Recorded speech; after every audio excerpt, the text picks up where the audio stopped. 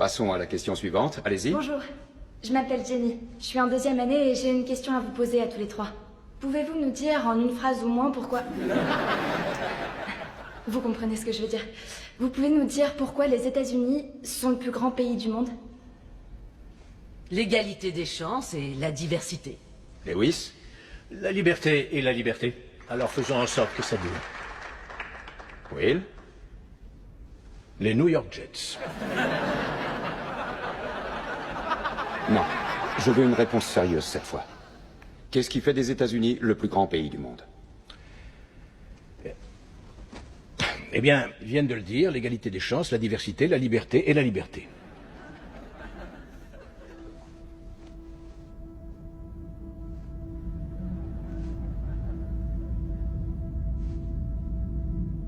Je ne vous laisserai pas reprendre votre avion tant que vous n'aurez pas répondu.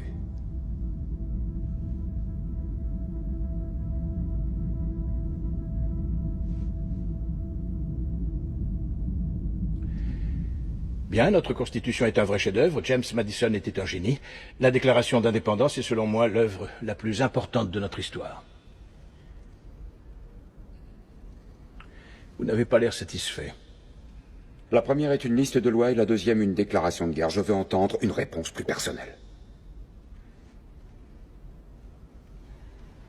Pensez aux gens qui vous écoutent. Pourquoi les États-Unis Les États-Unis ne sont pas le plus grand pays du monde, monsieur. Là voilà ma réponse. Vous êtes en train de... Oui. Parlons de vos Bon, différentes... d'accord. Sharon, l'aide à la culture est une cause perdue. C'est 15 centimes en moins sur notre fiche de paye. Il peut attaquer là-dessus dès qu'il en a envie. Ça coûte pas de l'argent, ça coûte des voix. Ça coûte du temps d'antenne et des paragraphes en une. Tu sais pourquoi les gens n'aiment pas la gauche? Vous êtes des perdants.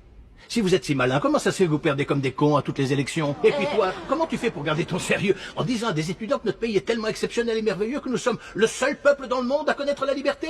Le Canada est un pays libre, le Japon est un pays libre. L'Angleterre, la France, l'Italie, l'Allemagne, l'Espagne, l'Australie et la Belgique sont des pays libres. Parmi les 207 États souverains qu'il y a dans le monde, 180 d'entre eux sont des pays libres. Enchaînons. Et toi, la fille à papa, écoute, juste au cas où tu t'aventurerais accidentellement dans un bureau de vote, il y a certaines choses qu'il vaut mieux que tu comprennes. Par exemple, qu'il n'y a absolument aucune preuve qui atteste que les États-Unis sont le plus grand pays du monde. Nous sommes 7e en ce qui concerne le taux d'alphabétisation, 27e en maths, 22e en sciences, 49e en espérance de vie, 178e en mortalité infantile, 4e en force de travail, 3e en revenu médian des ménages et 4e en exportation. Nous sommes premiers dans seulement 3 catégories. La proportion de citoyens incarcérés par habitant, le nombre d'adultes qui croient que les anges existent et les dépenses militaires qui sont plus élevées que celles de 26 pays suivants cumulés, dont 25 sont nos alliés. Alors bien sûr, rien de tout ça n'est la faute d'une jeune étudiante en journalisme. Mais ça montre malgré tout de manière flagrante que tu fais partie de la pire génération qui a jamais vu le jour dans toute l'histoire de ce pays. Si tu me demandes ce qui fait des États-Unis le plus grand pays du monde, la question est tellement conne que je n'ai aucune réponse.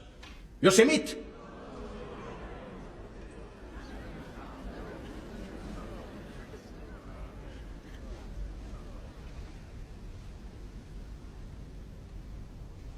On l'a été autrefois.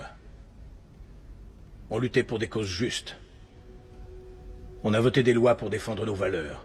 On en a abrogé d'autres contraires à ces mêmes valeurs. On menait des guerres contre la pauvreté, pas contre les pauvres. On n'hésitait pas à se sacrifier et à épauler nos voisins. On joignait le geste à la parole et on ne se montrait jamais orgueilleux. On a bâti de grandes et belles choses, inventé des technologies que personne n'aurait cru concevables. On a exploré l'univers, guéri des maladies incurables, donné naissance aux plus grands artistes et à la plus grande puissance économique du monde. Notre ambition nous donnait des ailes. On agissait en homme et on cultivait notre intelligence. On ne rabaissait pas celle des autres de peur de nous sentir inférieurs. On n'était pas défini par la personne pour qui on avait voté aux élections précédentes, et on n'avait pas aussi peur.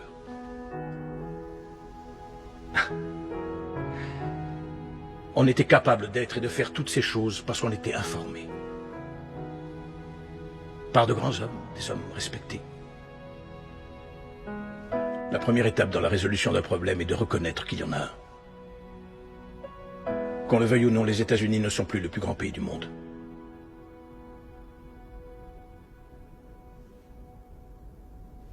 Ça te va ?